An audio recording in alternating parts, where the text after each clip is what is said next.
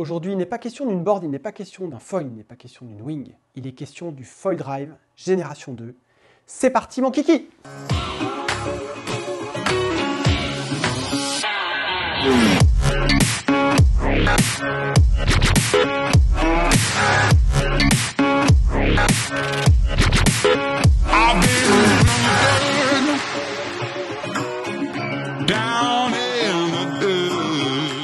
Alors déjà, pour ceux qui prendraient le train en cours de route, Foil Drive, c'est une marque australienne. Ça fait quelques années qu'ils existent. Je les avais contactés il y a peut-être 3 ans. On n'avait pas pu faire quelque chose à l'époque et ils m'ont recontacté en septembre dernier dans le cadre du développement en Europe de leurs produits, puisque leurs produits arrivent en Europe et en France. Donc je suis super content. Foil Drive, qu'est-ce qu'ils font? Ils font pas du e-foil. Ils ont inventé un concept un peu différent qui s'appelle le Foil Assist. Alors ça consiste en quoi? Ça consiste en j'ai mon foil, j'ai ma board et tiens, je le motoriserai bien pour m'aider à prendre des vagues, pour m'initier au downwind, pour avoir une conduite un peu e-foil, pourquoi pas. Il y a plein d'usages possibles, ça ouvre énormément de portes. L'idée de cette review, c'est de te présenter ce matériel, te montrer en quoi il consiste, te montrer quel usage en fait et quel intérêt tu peux y trouver toi aussi. Ouais,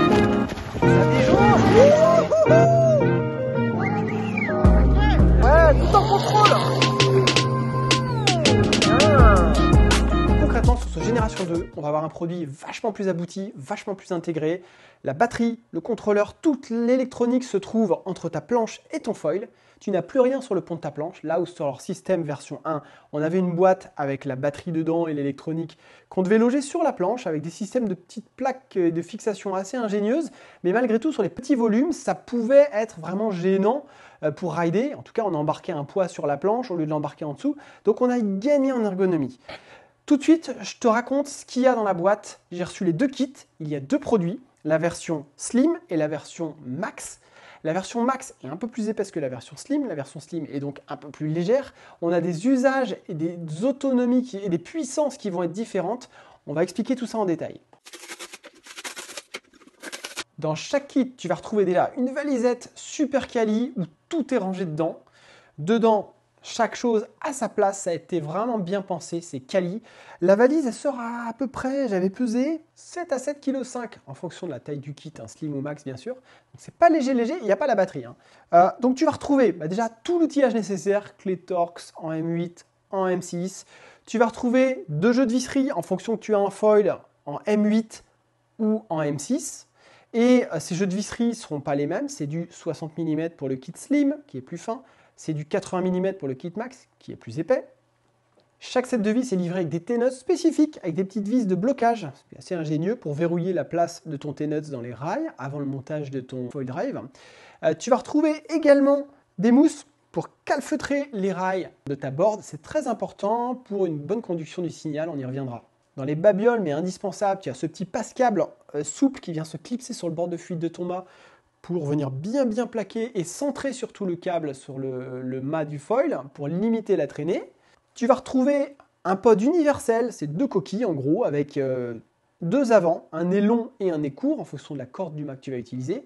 Et dedans, on vient y loger 2 petites moitiés qui vont être vraiment spécifiques au profil de ton mât. Est-ce que tu as un AFS Performer, un Takuma Kujira, etc., etc. Chaque empreinte va être différente, mais va se loger dans cette coque universelle, en nez court ou nez long. Donc c'est assez génial parce qu'avec le pod fourni avec les 2 nez, en gros, tu vas juste racheter ce qu'on appelle le pod pour avoir une compatibilité parfaite avec chacun de tes foils. Par défaut, on va avoir une hélice bipale, mais tu peux commander une hélice tripale également. Ça a été un choix que j'ai beaucoup apprécié lors de mes sessions pour avoir comparé un peu les deux. Côté entretien, tu vas recevoir un petit outil pour aller choper la petite vis ou le petit T-nut qui se balade, chiffon, microfibre, plusieurs tubes de silicone. C'est une espèce de silicone mais fait pour les composants électriques que tu vas avoir à mettre sur tes batteries et tes connecteurs de batterie pour empêcher la corrosion de ces éléments-là. Qui dit hélice dit moteur, tu vas aussi retrouver ton moteur. Alors le moteur, ou plutôt stator, c'est vraiment la partie arrière du moteur avec son câble sur laquelle va venir se clipser la cage qui est raccordée à l'hélice. Et le moteur est proposé en 3 formats différents.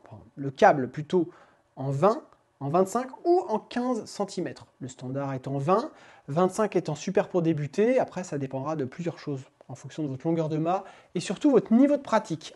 Tu vas retrouver pas mal d'éléments en spare, tout ce qui est visserie pour le moteur, toutes les petites vis, format de vis dont tu as besoin, tu en as en spare. Tu as même un petit tournevis bleu dans lequel ça fait des tchic tchic tchic. En fait, il y a des vis en spare dedans avec un petit capuchon. Donc même sur le spot, si tu paumes une vis sous ta bagnole, bah, tu peux ressortir la vis magique qui va sauver ta session. Donc ça, c'est plutôt bien. On va retrouver la télécommande. C'est une télécommande avec un petit chargeur format disque à induction. Donc on branche rien, il n'y a pas de connecteur pour l'étanchéité, c'est bien. On pose la télécommande dessus, comme il y a sur les smartphones, et elle va se charger naturellement. En parlant de chargement, on n'a pas encore parlé de la batterie. Il y a également un chargeur de batterie qui est livré. Alors ce chargeur, c'est un chargeur relativement rapide, simple. On a juste un connecteur qu'on branche, ça part. On n'a pas besoin d'ingénieur pour se servir de ce bazar-là. Dans les pièces en spare, tu vas retrouver des petites portes de fixation en spare, donc des petits volets clipsables qui permettent de fermer le foil drive avec le capuchon avant, l'espèce de capot avant plutôt. Et donc on a évidemment le foil drive, c'est la pièce maîtresse, le châssis, la partie en alu, la partie peut-être quasiment la plus lourde, excepté la batterie.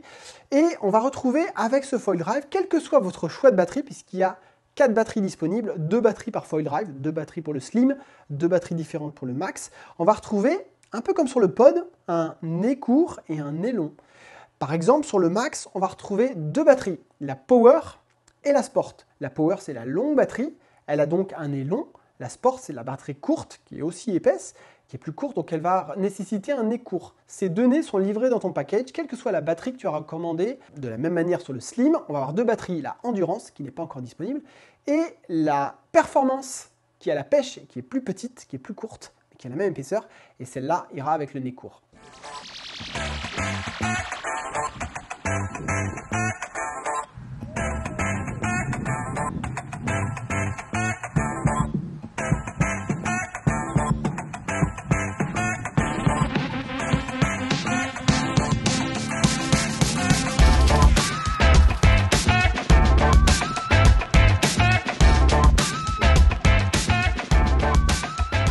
Ça, c'est pour le package. Maintenant, point spécifique sur les batteries.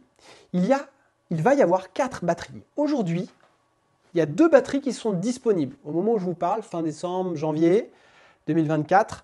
Sur le kit Max, on a une batterie qui s'appelle la Power. Et la Power, elle fait 12 600 mAh. Elle est massive, elle est longue. Elle t'offre un max d'autonomie. On est à 2 fois 2 fois et demi sur le papier. Et moi, j'ai vérifié ça sur l'eau. L'autonomie d'un Foil Assist Plus, donc l'ancienne génération de foil drive. Donc c'est vraiment la version qui va te tenir en l'air, qui va te donner le maximum de temps de jeu sur l'eau, clairement. Cette batterie est disponible. Il y aura une batterie, premier trimestre, là, dans le début d'année 2024, Sport, qui va sortir. C'est la même chose en plus court, avec 1 kg de moins. C'est intéressant parce que tu vas gagner en poids, tu conserves une autonomie qui reste très raisonnable. Peut-être que du coup, il en faudra 2 des batteries comme ça, mais voilà, ça va répondre à différents besoins. Ça peut être complémentaire d'une batterie Power. Sur le kit Slim, on a 2 batteries. La Endurance Slim, qui n'existe pas encore, qui n'est pas encore commercialisée. Ça arrivera en même temps que la batterie Sport. Et cette batterie, elle fait pareil dans les 8600 mAh, mais elle a une tension plus faible. C'est du 30 volts, donc elle a moins la pêche. Par contre, dans un usage plus vraiment d'assistance, où on n'appuie pas trop sur la gâchette, ça va être quand même très intéressant, parce qu'on a un gain de poids par rapport à un système max. Et la batterie qui est commercialisée et disponible avec le kit Slim, c'est la batterie Performance. On est en 40 volts, une toute petite batterie pleine de patates, qui est très légère, donc ça, génial pour faire du pumping. Et cette batterie, elle est d'ores et déjà disponible. Par contre, c'est du 4200 mAh. On a une autonomie qui est assez réduite. On ne va pas jouer du tout de la même façon avec un kit Slim. C'est clair, net et sans appel. Donc en clair, kit Max uniquement disponible pour le moment en batterie Max, Power. Kit Slim uniquement disponible en batterie Slim, Performance. Petite batterie. Petite précision pour les voyageurs. À l'heure actuelle, les 4 batteries que je viens de citer ne sont pas transportables en avion. Aucune des 4. Par contre, Foil Drive travaille assidûment pour sortir courant 2024 des batteries, que ce soit pour le kit Slim comme le kit Max, qui vous permettront de partir dans le pays de votre choix en vacances avec votre Foil Drive. En plus du chargeur, chaque batterie est livrée dans un petit sac. C'est un sac de protection, mais c'est aussi un sac de sécurité, comme les bagues pour les lipos, qui, lorsque tu charges la batterie, permet de réduire les risques d'incendie si jamais il y a un pépin. Donc chargez vos batteries dans ces petits sacs. Petit topo sur l'entretien, on a dans les valisettes des joints en spare pour la jonction capot Foil Drive. On peut changer ces choses-là. On a des petits volets en spare si jamais ça pète. Apparemment, ça n'est jamais arrivé, mais pourquoi pas. On va retrouver le silicone à appliquer à chaque fois que vous chargez votre batterie. Quand vous la remettez, en fait, le fait de mettre du silicone sur la batterie, sur le connecteur, permet d'en mettre dans le foil drive quand vous l'enfichez à l'intérieur du foil drive. Pensez à rincer à l'eau douce tout l'extérieur de votre foil drive, fermé. Ne pas mettre de l'eau dans le foil drive en alu. Par contre, avec un chiffon et peut-être un petit tournevis, vous pouvez aller chiffonner un peu l'intérieur, le nettoyer. Surtout si jamais il y a eu du sable, vous avez vraiment eu un pépin, avec un chiffon humide, vous pouvez allez nettoyer l'intérieur, mais pensez à bien sécher, il faut que ce soit super sec quand vous remettez votre batterie naturellement. Côté moteur, sur l'entretien, vous verrez, alors faites attention de ne pas vous couper les doigts, mettez des gants ou mettez la protection en néoprène, mais la cage de votre moteur, vous pouvez tirer dessus et enlever la cage moteur avec l'hélice pour rincer l'intérieur de cette petite cage, rincer le moteur avec le roulement et je vous invite à remettre un petit coup de graisse, je vous donnerai la référence, mais pour réhydrater un peu tout ça, regresser un petit peu tout ça, éviter tout risque de corrosion et vous n'aurez jamais de soucis. Donc là t'explique. Là tu peux avancer déjà si tu n'en as jamais fait. Tu peux déjà avancer comme ça, tranquillou. Et puis, alors si jamais tu as un petit problème de perte de signal sur des bords petites qui coulent un peu, à tout moment si tu appuies dessus, tu rentres en contact avec la board, télécommande en contact avec la board, même sous l'eau, tu as du jus. D'accord? Voilà.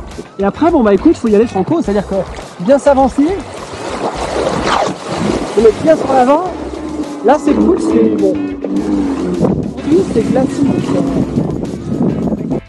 Au niveau des poids, voici les poids des 4 configurations possibles. Sur le Slim, avec la batterie Endurance, on a une boîte avec sa batterie qui sera à 2,966 kg. Le Slim Performance à 2,446 kg. Le poids du Power en Max sera à 4,5 kg, c'est le plus lourd. Et le poids du Max Sport sera 3,499 kg. Pour avoir le poids total du kit avec le moteur, il faudra ajouter donc un moteur qui fait 637 grammes avec un hub avec une hélice bipale et on va sortir à environ 1 kg, 1051 grammes très exactement pour le moteur et son câble.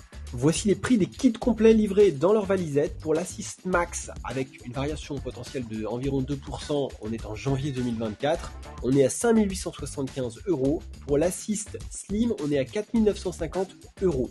Voici également les prix des 4 batteries. La Power coûte 1060 €, la Sport pour le Max coûte 760 €, la Endurance pour le Slim coûte 610 € et la Performance batterie, la plus petite, est à 460 € pour le Slim. On passe à la mise en place. Alors, étape numéro 1, je place la board à l'envers. Et là, on va venir mettre les T-nuts comme si on allait mettre notre foil en place sans foil drive. Utilisez le même réglage que vous utilisez habituellement en wing foil ou en surfoil sur votre board. Pas plus avancé, pas plus reculé. Positionnez les T-nuts avec le foil à côté. Et quand on est bon, enlevez le foil, mettez le foil drive dessus. Ensuite, n'oubliez pas, avant de positionner le foil drive dessus, de part et d'autre des T-nuts, on va venir mettre, quitte à la découper, les petites barrettes en mousse à cellules fermées partout. Il faut calfeutrer entièrement le rail. Sur certaines boards, notamment en fibre, pas full carbone, on va avoir un signal qui va être parfait, on ne va jamais avoir de soucis. Et sur d'autres boards, si on ne met pas ces mousses, on va avoir des interruptions de signal, on peut avoir des soucis. Donc calfeutrer à fond les rails avec les mousses, c'est super important. Ensuite, vous allez positionner votre foil drive au-dessus des T-nuts, le foil au-dessus. Vous pouvez, si vous avez l'habitude de mettre une cale de rake, l'intercaler entre les deux. Attention, si cette cale de rake est trop épaisse, il faudra bien vérifier que les vis fournies par foil drive sont suffisamment longues. Dans mon cas, avec du AFS, du Code Foil, du Allure et plusieurs foils du marché, Unifoil aussi, j'ai eu aucun souci. À chaque fois, les vis étaient suffisamment longues, mais pas trop longues. Elles ne touchaient pas le fond de mes boîtiers. Donc, ils ont vraiment bien choisi à ce niveau-là. Évidemment, on va choisir en fonction que le foil est en M8 ou en M6 le bon jeu de vis. On va essayer d'aller viser les T-nuts. On serre bien fort. On vérifie que les T-nuts sont bien en place dans les rails, qu'ils n'ont pas vrillé. C'est très important. D'ailleurs, à ce niveau-là, vous verrez que les T-nuts fournis par foil drive, s'ils sont compatibles avec vos rails, s'ils glissent bien, qu'il n'y a pas de souci, proposent une petite vis de calage. Cette vis, l'intérêt, c'est quand on la visse, elle fait remonter la partie en T du T-nut, la barre du T, dans le rail. Donc le T-nut est bien en place. Il ne peut pas vriller quand vous allez visser ensuite. Donc si vous avez la possibilité d'utiliser ces petits T-nuts avec la vis, faites-le. Dans tous les cas, quand on serre un foil, on devrait le tirer un peu vers le haut pour être sûr que les T-nuts sont bien embutés dans les rails et visser ensuite pour les mettre en pression, les mettre bien en place dans le rail. Une fois que tout est en place, moi j'utilise pour le leash un leash qui fait 4 pieds, entre 4 et 5 pieds grand max et qui est étirable, ce qui fait que replié, jamais il va traîner dans les lisses. C'est un leash droit, mais très très petit. Je vous invite à utiliser des leash coil, 6 pieds, l'équivalent d'un leash de wing foil en fait pour la wing, mais vous le mettez au pied, parce que comme ça, ce leash ne va jamais traîner dans les lisses, c'est très important. Il y a aussi des personnes sur WhatsApp qui m'ont parlé de leur leash enrouleur, pourquoi pas, on utilisait ça en kite à une époque, un leash qui s'enroule, ce qui fait que jamais le leash va traîner sous l'eau. Oh là là, celle-là va me péter dans la gueule.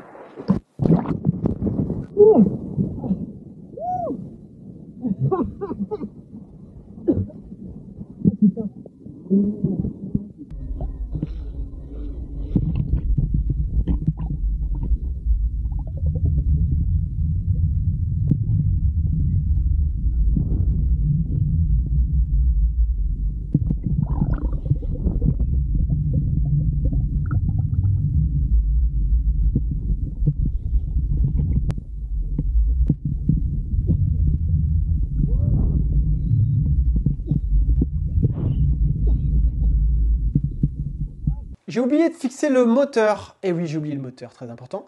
Alors le moteur, vous allez choisir si vous avez une hélice bipale, ou elle est déjà en place, sans doute bipale ou tripale. Moi j'aime bien la tripale, mais la bipale marche très bien.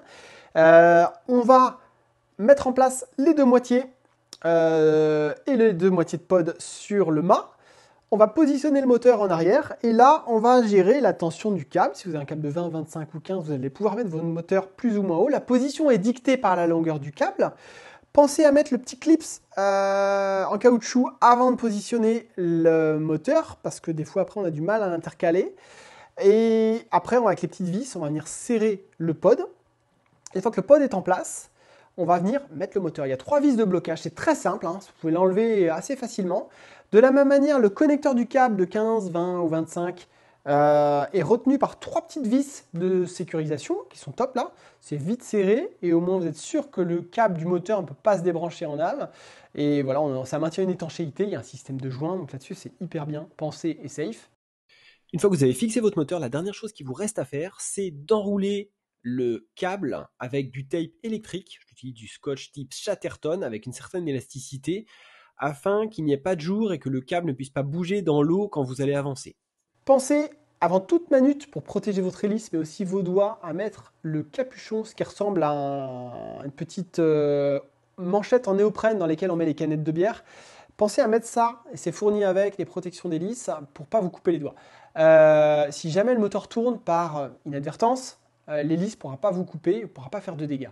FoilDrive a développé une application qui permet de paramétrer votre FoilDrive. Pour le faire, c'est simple, tu ouvres cette application, tu vas scanner le flashcode qu'il y a sur la boîte du FoilDrive, puis sur la batterie spécifique que tu utilises avec ton FoilDrive.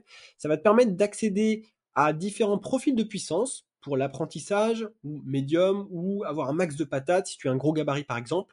Ensuite, tu vas pouvoir activer ce qu'on appelle le boost. C'est un extra de puissance qui va t'être accordé pendant 10-12 secondes pour t'aider au take-off, notamment si tu as un gros gabarit sur un petit flotteur ou même un gabarit moyen qui voudrait décoller sur une pocket.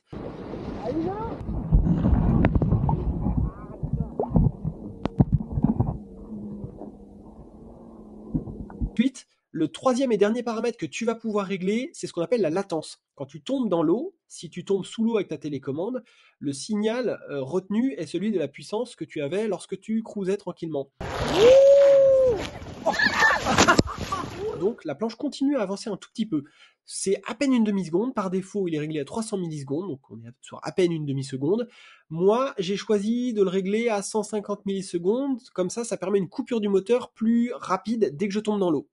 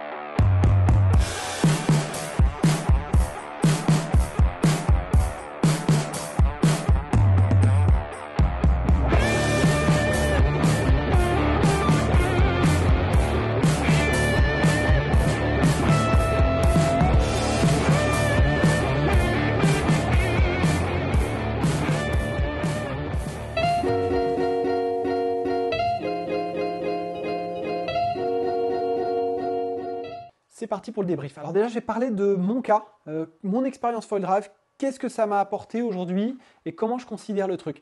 Pour moi, c'est une révolution dans mon usage, dans mon cas, pour ce que j'aime faire. Déjà, la première chose, c'est que dans mon cas, j'adore le surfoil. J'ai pas toujours des conditions adaptées. Ça m'a permis de tripler, voire quadrupler mon nombre de sessions. Je peux aller à l'eau presque tous les jours. Là où avant, il fallait du vent pour aller faire de la wing, des vagues pour aller surfoiler, mais ni trop grosses ni trop petites. Il fallait être calé sur les marées.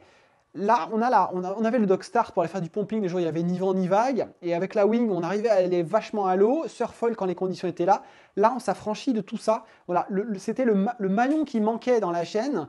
C'était le foil drive. Et là, on peut vraiment décemment, tous les matins en se levant, se dire « Aujourd'hui, j'ai un foil à tester, une board à tester ou j'ai simplement envie d'aller à l'eau. Je peux le faire. » Après, l'autre truc que ça m'a apporté, toujours dans une pratique plutôt surfoil, c'est que je peux me concentrer uniquement sur la progression surf, le carving. Et depuis le mois de septembre, j'ai énormément progressé parce que sur des sessions fraîches où l'eau est froide, où les conditions sont moyennes, où c'est pas très propice au take-off, on n'a pas beaucoup d'eau, on va taper dans le sable, je sais que je peux aller chercher les vagues au loin, je peux me placer là où il faut et après tout de suite être dans le mode surf.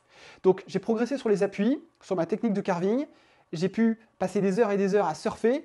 Le rapport au temps avec cet outil-là est chamboulé. Tu vas 1 heure à l'eau ou 1 heure et demie te faire une batterie sport ou plus si tu es en batterie power, ça dépend de ton niveau, de ton foil, tout ça. Tu vas faire que carver, pomper, reconnecter, être en l'air. Donc déjà, 1, tu n'as pas froid et 2, tu te concentres vraiment sur ta progression surf. Tu ne te concentres plus sur toute la partie un peu désagréable. Alors certains y verront le choix de la facilité, d'autres y verront vraiment le choix du passionné qui peut aller vraiment se concentrer sur du surf et aller dans des conditions dans lesquelles il ne pourrait jamais aller en temps normal. Ensuite, pour moi, c'est un super outil pour entretenir la forme. Évidemment, quand il y a des belles conditions en surfoil, j'y vais en surfoil. Si on a envie de faire une belle session dog start, on y va en dog start. Mais à tout moment, de n'importe où, dans ma baie de la Baule, si c'est flat, qu'il n'y a pas de vent, et que j'ai pas un ponton ou que je me suis fait dégager d'un port parce que les gens estiment que le dog start, c'est un peu comme le skate en ville, c'est plus ou moins interdit, et je peux partir avec le kit slim, qui est assez léger, ou même avec le max et une grande aile, je vais pouvoir aller faire du pumping dans la baie. Et mieux qu'en dog start dans un port, j'aurai toujours une petite ondulation, petite onde, des petits bumps par connecter. Donc tout de suite, cette session dog start, elle prend une dimension un peu plus fun.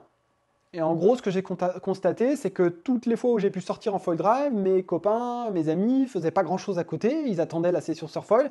Et l'avantage, c'est quand tu reviens sur une vraie session de surfoil, tu as la caisse, parce qu'entre-temps, tu as pratiqué, tu as pompé, tu as entretenu ton cardio et tes jambes, et tu as pu tester des réglages, des options qui font que tu améliores aussi ta pratique, parce que tu peaufines un peu tes réglages sur le matériel.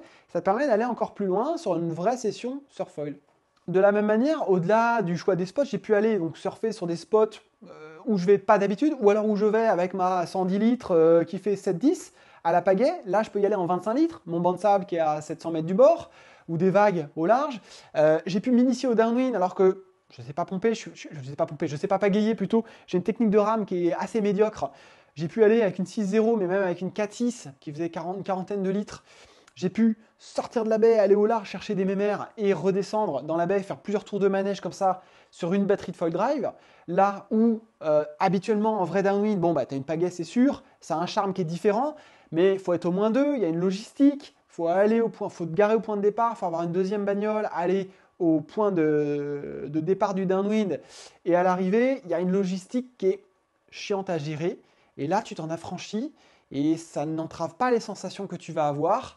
Et je trouve ça vachement bien. Quand c'est trop petit, tu peux aller à l'eau parce que même si la vague déferle pas, tu vas pouvoir la prendre au take-off et même avec une toute petite planche si tu as le niveau. Quand c'est trop gros, à l'inverse, des vagues qui pètent au bord, tu pourrais pas les prendre au take-off, toujours dans l'optique surfoil. C'est pas un problème, tu vas t'écarter de la zone d'impact et tu vas aller faire des take-offs sur les ondes qui sont au large ou plus loin. Donc tu te mets en sécurité et tu vas surfer juste les vagues, les ondulations, la houle, les gros bumps et tu peux sortir avant que ça pète. Donc trop gros ou trop petit, ça passe là où ça passe pas en surfoil.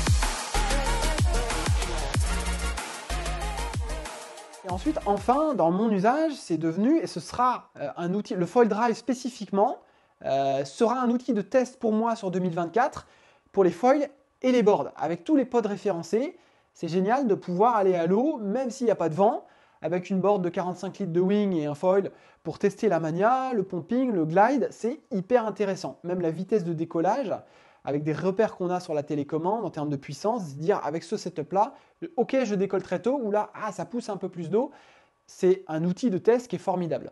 Dans les bémols, il faut parler des bémols. Tout n'est pas rose. Déjà, c'est pas facile. Ça n'est pas si facile que ça. J'ai démarré avec des kits un peu bricolés maison, un petit peu copié-collé du Génération 1 au mois d'août. Je n'avais pas encore de contact avec Foil Drive et ça m'a permis d'apprendre progressivement. Donc, quand le Gen 2 est arrivé, je savais déjà faire du Foil Drive en fait. Mais pour avoir prêté le kit à un copain qui fait quasiment 80 kg et avoir échangé avec des gens qui bossent pour d'autres marques qui ont essayé et qui ont un super niveau, ils m'ont dit en fait c'est pas si facile au début, le take-off est un peu casse-gueule, il faut réussir à apprendre et ne pas croire qu'on va aller à l'eau avec une petite planche, si on n'a jamais fait de surfoil c'est mort, vous n'y arriverez pas.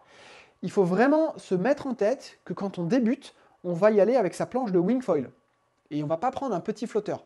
Le petit flotteur, c'est une deuxième étape. Il y a vraiment un apprentissage au take-off et pour l'avoir prêté à un copain, il a traîné de l'eau sur toute la première session, il n'a pas compris ce qui se passait. Et sur la deuxième session, il s'est litré un petit peu plus, il a pris un volume un petit peu supérieur et il avait déjà acquis des automatismes, rester bien allongé sur la planche, laisser glisser, faire vraiment la planche sur l'eau et laisser glisser et accélérer avant de commencer à se mettre à genoux et debout. Il y a vraiment un réel réapprentissage du take-off et le gars qui fait déjà du surfoil et des vrais take-off en surf ou surfoil va avoir un sérieux avantage, c'est certain. Ensuite, dans les bémols, au moment où je vous parle, on a quelques soucis de signal radio sur certaines planches. Il se trouve qu'en ce moment, j'ai 4 boards Takun en test.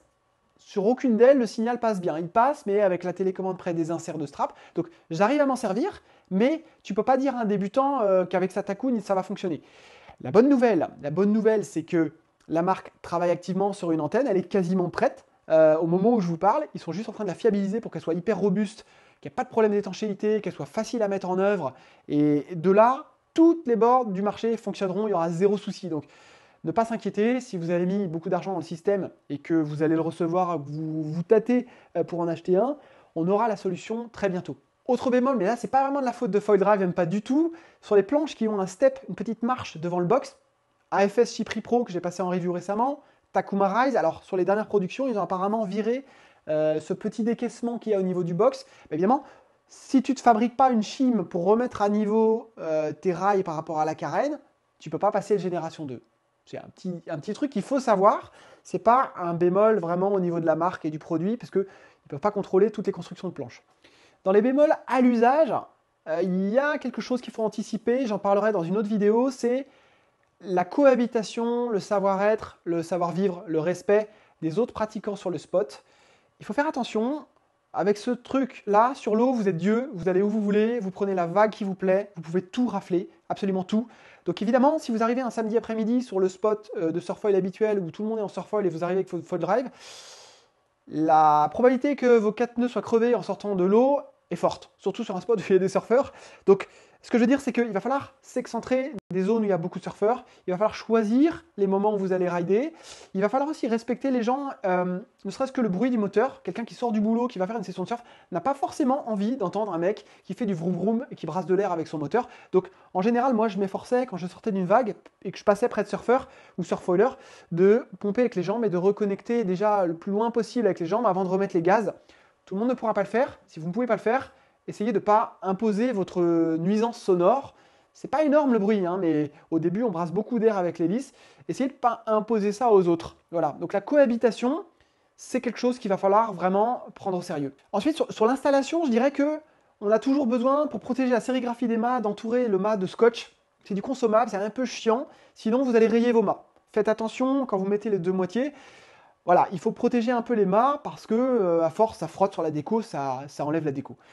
L'autre truc, la tenue du câble, saucissonner le mât avec du Chatterton, du scotch, en 2024, c'est quand même problématique. Il faut vraiment, je trouve que la marque arrive avec un système de velcro. On l'a fait sur nos kits maison, sur des bricolages. On essaie de limiter maintenant les consommables. si à chaque fois que je passe du mode foil drive au mode surfoil ou foil drive au mode wing foil, je dois enlever mon scotch et le jeter à la poubelle, moi personnellement, ça me dérange. Donc il y a un truc à trouver à ce niveau-là. C'est des points d'amélioration, je pense. C'est pas grand-chose.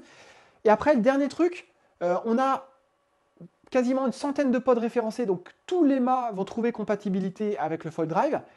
Néanmoins, on aimerait voir un pod universel, un peu comme le demi-pod qui a été créé dans la communauté un peu des gens qui font du foil drive. Il y a des gens qui ont inventé un pod amovible qui se fixe avec une sangle. Et en fait, dans certains cas, c'est vachement bien. Dans mon cas, par exemple, je passe mon temps à changer de mât et de foil. Je sais que mon cas est spécifique, mais le pod amovible, le demi-pod amovible, qui est compatible avec quasiment toutes les épaisseurs de mât, je trouve ça assez génial. Dernier point, sur le poids, un kit slim est très léger, un kit max en batterie power, c'est la limite, et je vois d'autres marques arriver avec des systèmes qui seront plus lourds. J'ai quelques réserves. Dans un usage surf, attention, je me suis tapé des super sessions où j'ai kiffé avec la batterie power max, mais je préfère la batterie sport parce que je gagne 1 kg et je gagne une répartition du poids aussi qui va être plus centrée sur ma platine. Je trouve qu'en pumping et en surf, la batterie sport va être plus agréable. Donc ne négligez pas le poids. Il y a un poids supplémentaire par rapport à votre board, votre combo surf foil ou wing foil habituel qu'il faudra appréhender au début. C'est pas gênant quand on glide, qu'on est porté par de la houle, et même en pumping, moi je fais des reconnexions sans problème avec des ailes aux alentours de 1000-1100 avec les jambes quand j'ai la power max, mais ne négligez pas ce surpoids que vous allez rajouter quand vous allez utiliser le foil drive.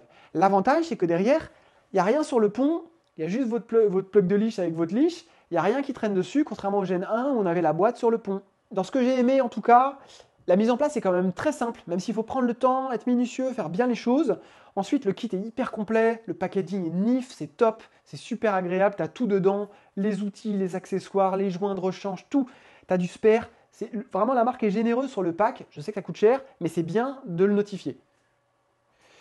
Même si j'avais envie de voir en option un pod supplémentaire un peu universel, il faut reconnaître qu'on a une compatibilité avec toutes les marques et la marque Foil Drive travaille avec les concepteurs de foil pour référencer peu à peu tout. On a eu le cas avec AFS récemment sur le Silk. Ils référencent peu à peu tous les nouveaux mâts du marché. Donc ça, c'est génial. Ça bouge en permanence et vous trouverez toujours un pod qui fonctionne avec votre mât. Après, on a une marque et des gérants qui sont à l'écoute, très actifs, qui vont à l'eau, donc qui ne sont pas là uniquement pour concevoir et qui sont en lien étroit avec une communauté de foilers, y compris des surf foilers pro qui ont un super niveau. Donc, c'est pas une coquille vide Foil Drive, c'est pas des gens qui développent un produit derrière un ordinateur, c'est des gens qui sont sur l'eau, quoi. Sur l'eau et qui s'entourent de gens qui sont experts en surf, en wing et qui vont pouvoir faire du feedback. Et donc le produit, il évolue vraiment selon les besoins de ces personnes-là. Et moi, j'en fais partie, donc je suis super content de voir l'écoute qu'il y a.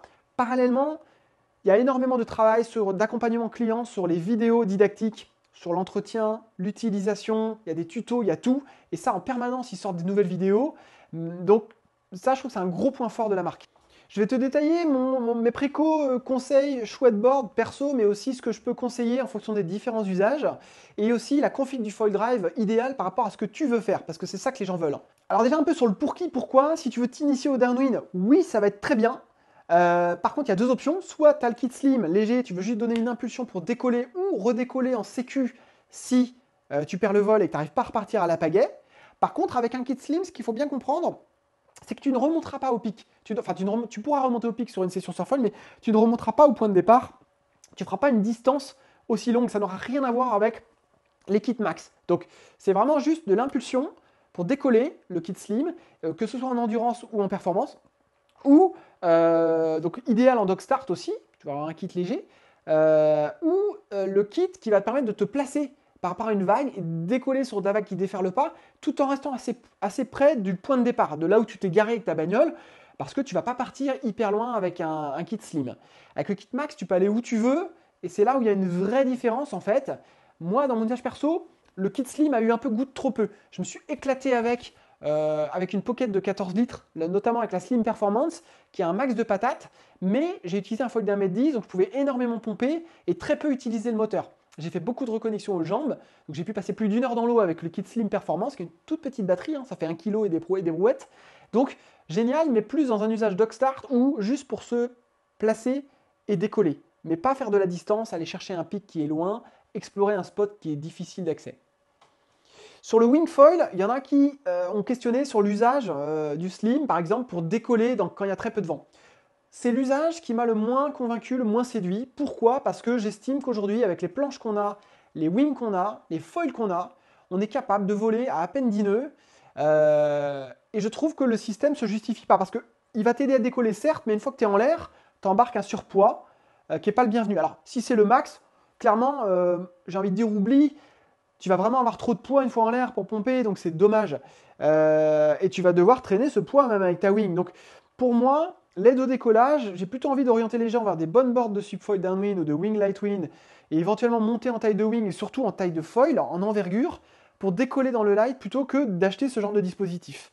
Là où ça va avoir un sens, c'est si tu veux le tester mais que tu l'as déjà, mais que tu l'envisages sur d'autres usages, comme le surfoil ou faire du free fly sans wing, aller chercher des ondes avec ta planche de wing, ou t'initier au downwind et potentiellement tu vas faire de la wing avec. Mais moi, c'est pas l'usage, c'est l'usage qui m'a le moins convaincu, la wing en foil drive. Je pense qu'on m'aurait posé la question il y a 1 an ou 2 ans, j'aurais dit ouais, ce truc-là c'est génial. Pour la wing, aujourd'hui, les planches ont tellement évolué, on a tellement repoussé les limites de la plage basse dans le light wind que vraiment même un gabarit lourd ou un gars qui n'a pas une grosse technique de pumping, je pense n'a pas besoin de ça pour la wing light wind. Attention, ce que je dis, c'est vraiment mon avis perso, on n'est pas obligé d'adhérer à ce que je dis. Alors le slim, je l'ai moins utilisé que le max. Et d'office, Dominique m'avait dit, Adou, on pense, nous, avec l'équipe, que c'est le Power Max que tu voudras garder pour faire tes tests, tout ça. La Power Max ou Power Sport, c'est le système Max. Et ils avaient complètement raison. Du reste, j'ai quand même kiffé le slim parce que c'est léger. Alors, je l'ai utilisé dans un contexte bien précis, avec une pocket de 14 litres sur une session de vague, mi-vague, mi-dog start, mi-surfoil, mi-dog start. Donc la planche est toute petite, mais avec le Slim Performance, j'ai quasiment la même patate que le Power Max, j'ai juste moins d'autonomie. Donc j'ai réussi à décoller. Et après, j'avais un combo pour pomper qui était super light, je me suis régalé. J'ai tenu plus d'1 heure en l'air et j'ai pu surfer des vagues et c'était super sympa. Donc ça peut servir pour faire du dog start en partant de n'importe où, tout en gardant un setup léger. Et ça peut aussi servir pour un mec qui est très surfeur, qui va vouloir ramer avec le foil drive en dessous, qui ne veut pas avoir quelque chose de trop gros, trop lourd. Ça peut servir d'outil de placement sur la vague. On va juste utiliser le moteur un tout petit peu pour partir sur des vagues ou des take-off sur lesquels la vague ne déferle pas. Donc vraiment un outil de placement ou sur un spot où il y a beaucoup de jus, où tu vas galérer à la rame. Peut-être que ce truc-là peut t'aider à accéder à des spots qui sont un peu techniques. Après, clairement, tu as moins de temps de jeu. Donc le Slim, pour moi, a eu un peu goût de trop peu dans mon usage, sur mon spot, avec ce que j'aime faire. Et je me suis vite régalé avec le Max, que ce soit le Sport ou la Power. Même sur le Slim, la batterie Endurance a plus d'autonomie sur le papier, mais elle a un voltage plus faible. Elle est en 28 volts, c'est du 8S, alors que l'autre, on est sur un système en 11S, comme sur tous les systèmes Max. Donc, j'ai trouvé qu'assez vite, finalement, on avait des différences d'autonomie, de temps de jeu, qui n'étaient pas si énormes que ça entre l'Endurance Slim et le Performance Slim. Voilà. Donc j'ai vraiment focalisé plus sur le Performance Slim que sur l'Endurance Slim. Sur le Max, je l'ai utilisé à fond avec ma planche de surfoil, 25 litres. Alors, c'est une planche qui fait 4,3, qui est très tendue, elle est très étroite, donc elle a une glisse de fou. Elle glisse mieux qu'une 30 litres qui aurait un shape un peu différent. Donc j'avais une super glisse avec, donc j'ai utilisé cette planche. Pour les réglages, j'utilise exactement les mêmes réglages qu'en surfoil. Pourquoi? Parce que certes, quand tu es au moteur, au take-off, ta planche va cabrer, mais une fois que tu es en l'air et que tu glides, si tu veux retrouver les mêmes appuis, positionner tes pieds au même endroit sur la planche, il faut impérativement que tu aies les mêmes réglages qu'en surfoil. Alors après, il y a une différence près, c'est que comme tu évolues à des vitesses plus élevées quand tu descends de la grosse houle, j'ai calé mes stabs avec un angle un peu plus positif qu'en surfoil ou en dog start, parce que je trouvais qu'avec la vitesse, je me retrouvais dans une configuration wing foil où au final, je pouvais avoir un foil un petit peu instable en tangage et j'avais besoin de recaler un peu mon stab pour récupérer du pied avant et de la stabilité. C'est la seule différence. Ça, c'est pour les geeks du réglage. Sur les choix d'hélice, moi, j'ai testé vraiment les deux. Je suis complètement in love avec la tripale pour une raison qui n'est pas celle que j'avais pensée au départ. Oui, il y a un peu plus de coupe, plus de puissance, mais franchement, c'est pas ça qui m'a bluffé en fait. Moi, ce qui m'a bluffé, c'est le confort que tu as quand tu passes sur de la tripale. Il faut savoir qu'en foil drive, quand vous allez commencer à voler, c'est clairement dégueulasse. Ça fait du bruit, ça brasse de l'air et de l'eau, c'est pas beau, mais on s'en fout, c'est comme ça que ça se ride. Il faut que ta planche soit au ras de l'eau pour que l'hélice soit immergée. Si ton pod au début il est à 25 ou 20 cm, tu vas apprendre beaucoup plus facilement. Moi au début j'avais le pod à 25, puis à 20. Et aujourd'hui, mon pod est quasiment à 15 cm. J'utilise le câble de 20 que j'ai tassé un peu, qui me permet d'être à 15. Je vole vraiment au ras de l'eau. Ma carène tape comme un semi-rigide qui aurait déjaugé. Je vole à plat. Des fois, je vole un peu, mais je tape. Et je glisse sur l'eau comme une planche de windsurf qui est au planning. Quand ton pod commence à être vraiment haut, c'est génial parce que lorsque tu vas reconnecter une onde ou une vague, que tu glides, ça limite la capacité du moteur à toucher parce que tu as une longueur de mât vierge qui est plus importante parce que tu remontes le moteur. En revanche, en cruising, pour retourner au pic, faire de la distance, te déplacer sur le spot, si ton moteur est haut, tu vas brasser plus d'air quand même, surtout au début. La tripale te permet d'avoir une propulsion plus homogène et d'avoir toujours un contact avec l'eau. Et aussi dans les phases où tu vas replaquer la board, la reprise au moteur est beaucoup plus douce. Donc j'y vois un agrément de conduite. On pourrait parler de ça dans l'automobile, même si je ne teste pas des voitures.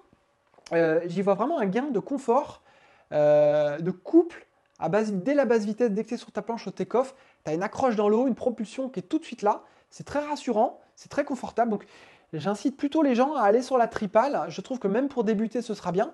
Par contre, il faudra avoir la main pas trop lourde sur la gâchette. À titre d'information, lorsque je suis en bipale, je mets les gaz avec une 1100 ou 1400 coup de gire à 2 à 65% pour cruiser la vitesse minimum pour me tenir en l'air et déjauger. Quand je passe en bipale, je peux descendre à 48-50% avec mes 60 kg. Et ça ne veut pas dire que je consomme moins, parce que le moteur force plus avec la tripale, mais le fait de réduire les gaz fera que j'ai une autonomie qui est similaire. Il n'y a pas de différence pour moi notable d'autonomie. Par contre, j'ai un agrément dans le ride qui est top.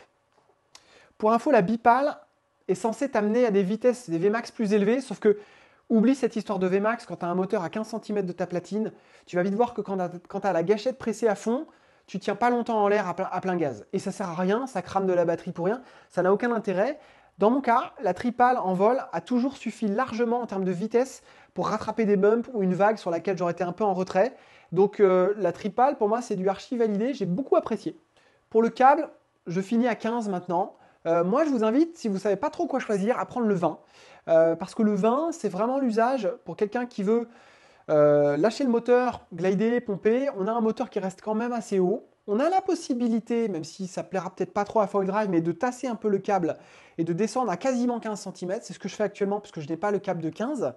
Ça le fait grave. Ça le fait grave. En termes de traînée, ceux qui pensent que le scotch ajoute de la traînée, arrêtez tout de suite. Je vous le dis, vous ne le sentirez pas sur l'eau.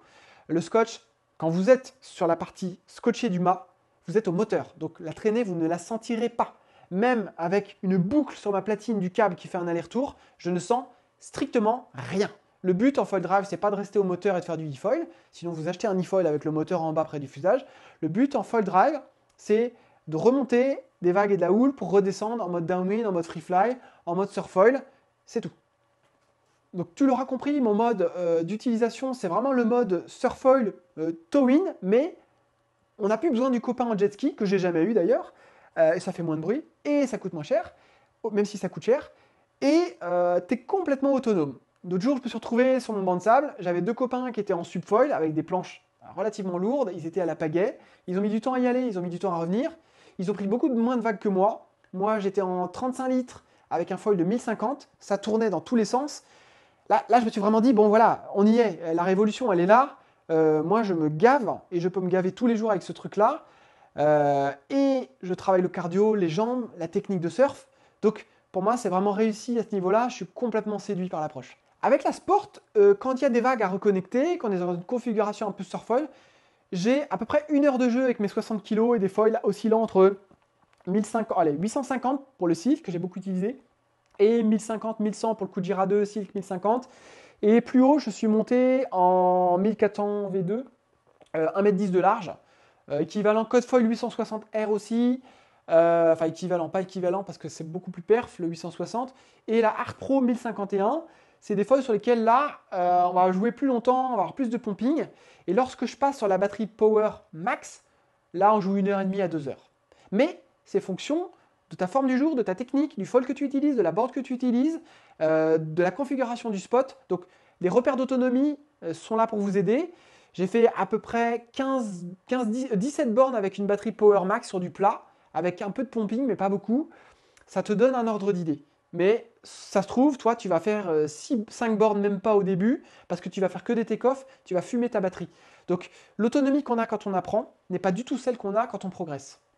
Sur la taille de mât, c'est très intéressant. On pourrait penser que plus le mât est long, plus tu as de la longueur de mât vierge, et en mettant ton moteur à 20 cm, tu gardes de la longueur pour glider. C'est vrai dans les faits, mais attention, il faut que ton mât soit super rigide, surtout si tu utilises avec des grandes envergures, parce que tu vas évoluer à des vitesses plus élevées qu'en surfoil, et quand tu descends en descente de houle notamment.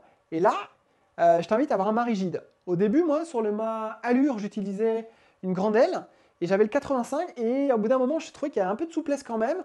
Je suis repassé sur le 75, le jour et la nuit. Alors j'ai remonté mon pod, et j'ai pris la tripale, ça m'a permis de compenser un peu, et j'ai récupéré quand même de la longueur de mât. Et en fait, j'ai adoré le combo en 75. C'est pas du tout rédhibitoire. Donc si vous avez un mât de 75 parce que vous faites déjà du surfoil, gardez-le, utilisez-le, ça va le faire. Il faudra peut-être juste apprendre à mettre votre moteur plus haut et à voler vraiment au ras de l'eau pour remonter au pic. Mais après, tu as de la rigidité, tu as de la mania, c'est top.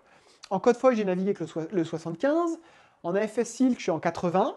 Mais globalement, finalement, j'utilise plutôt des mâts courts avec le foil drive. Ce que tu dois savoir, c'est que si ton moteur touche dans l'eau, c'est pas un arrêt buffet. Tu vas pas te planter directement. Ça va freiner. Si tu talonnes, tu arrives à remonter, ce coup de frein va disparaître, tu vas pouvoir continuer ton chemin ou ton surf. Donc, c'est pas réellement problématique. Après, si tu touches trop souvent, il faut que tu apprennes à voler haut. Et c'est là où c'est très intéressant. Le foil drive t'apprend à voler haut, avoir plus de rendement et plus de glisse. Donc ça, c'est cool. Mais si vraiment tu touches trop, il va falloir que progressivement, tu apprennes à remonter ton moteur sur le mât. Voilà, j'ai dit beaucoup de choses. Je voudrais parler des boards.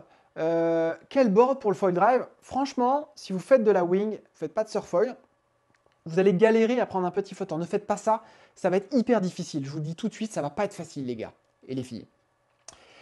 Prenez votre board de wing que vous connaissez par cœur. Positionnez votre foil que vous connaissez par cœur avec vos réglages habituels. Ne changez pas vos réglages. Intercalez juste le foil drive entre votre foil et votre board. Allez à l'eau. Expérimentez, exercez-vous, comprenez comment ça marche, décollez, allez chercher un petit peu la houle après, faites les choses progressivement, et quand vous ressentirez le besoin de prendre un flotteur plus petit, faites-le. Il y a un effet de mode, à mon avis, des mid-lengths, c'est ces planches qui sont relativement étroites, assez longues, mais qui conservent des faibles litrages. Je pense que c'est intéressant. Mais ne vous enflammez pas là-dessus, apprenez déjà avec vos boards de wing. Sur une planche de downwind, j'ai trouvé une vraie planche de downwind, j'ai trouvé que l'usage du foil drive était pas hyper pertinent, parce que l'intérêt du foil drive, c'est justement que tu peux partir sur des flotteurs plus petits. Tu n'as pas besoin d'avoir la longueur dont tu as besoin à la pagaie pour décoller.